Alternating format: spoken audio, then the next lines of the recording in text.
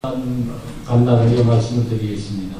하나는 아까 프로에 계신 선생님께서 우리 농지개혁이 있었기 때문에 공사군이 내려왔을 때 그 농민들이 호응을 하지 않았다 그러는데 그건 실제와 다릅니다.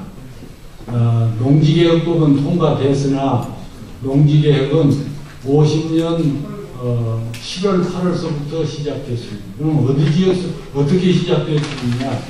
북한군이 점령하지 않는 지역에만 우선 실시했습니다. 그러면서 수복하면서 농지개혁을 실시했습니다. 그러니까 농지개혁이 이루어졌기 때문에 북한군이 내려왔을 때 농민들의 호응이 없었다는 것은 사실과는 다릅니다. 그러나 어쨌든 농지개혁법이 통과됐기 때문에 농민들의 호응이 없었을 가능성은 있습니다. 그 점은 사실과 맞게 아는 것이 중요하다. 그렇게 생각이 듭니다. 그 다음에, 잠깐만.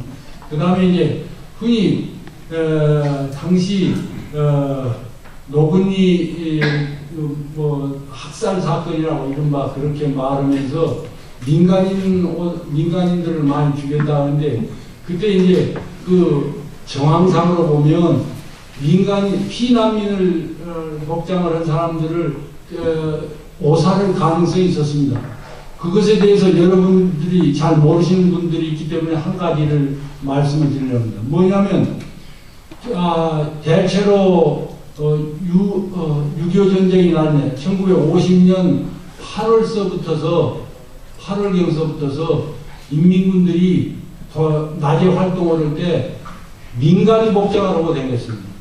왜냐하면 제공권을 미군이 장악했기 때문에 위에서 인민군 복장만 보면 쏴대기 때문에 민간 복장을 했습니다. 많이 낮에 활동할 때는 민간 복장을 했고 또 하나 어떤 이유에서 민간 복장을 했냐면은 민정 업무를 담당하는데 이 사람들이 인민군 복장을 하고 가면 진실을 말하지 않기 때문에 민간인 복장을 하고 다니면서 사람들하고 대화를 나눴습니다. 그래갖고 우익이면 반동이라고 해갖고 잡아 죽이고 그 다음에 이제 북한군에 대해서 호의적인 평가를 하면 봐주고 이런 활동을 했습니다. 따라서 미군들의 입장에서 보면 또는 우리 국군의 입장에서 보면 민간인 속에 민간 복장으로 하는 피난민 속에 북한군이 섞여 들어있는지 아닌지를 밀착 조사해보지 않고서는 하기가 어렵게 돼 있었습니다.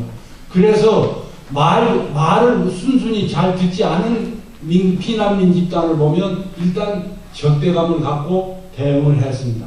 바로 그런 과정에서 노건리 오살 사건이 발생하게 된 것이니까 그런데 이런 정황은 전혀 설명하지 않고 미군이 그저 민간인 오살 입은 피난민들을 학살했다 이렇게만 말하니까 사람들이 오해를 하게 되는 것이다. 그런 점을 우리가 알아둘 필요가 있다. 이렇게 생각합니다. 이사님.